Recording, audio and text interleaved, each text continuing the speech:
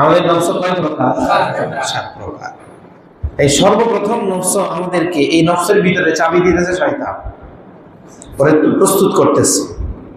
যেমন আমরা সূরা নাসের মধ্যে পড়ছি না, قل أعوذ برب الناس ملك الناس إله الناس من شر الوسواس الخناس الذي يوسوس في صدور الناس من الجنة والناس। সূরা নাসের শেষ আয়াতে আল্লাহ তাআলা বলছেন আগে জিনের দুষ্টমি থেকে তারপরে নফসের দুষ্টমি থেকে বাঁচা যায়। তাইলে জিন যখন থাকে না তখন জিন নফসের দিয়ে দুষ্টমি করায়। এখন রমজান মাসে জিন থাকবে না, শয়তান থাকবে না, দুষ্টমি করাবে কাকে দিয়া? নফসের দিয়ে করাবে।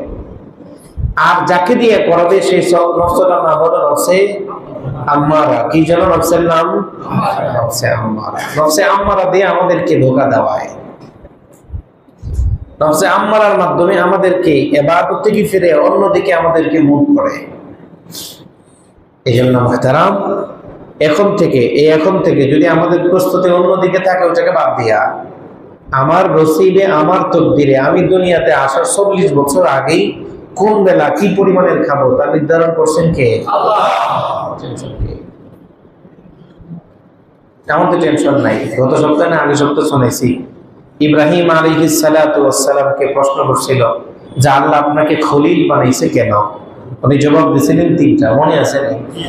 উনি জবাব দিয়েছিলেন কয়টা? তার মধ্যে একটা ছিল আমি রিজিক নিয়ে টেনশন করি না, কারণ আমার রিজিকের ফয়সালা কোথা থেকে হয়? আসমান থেকে হয়। এটা আল্লাহ জিম্মাদারি নিছে, তো যেটার জিম্মাদারি আল্লাহ নিছে এটা নিয়ে আমার টেনশন কেন?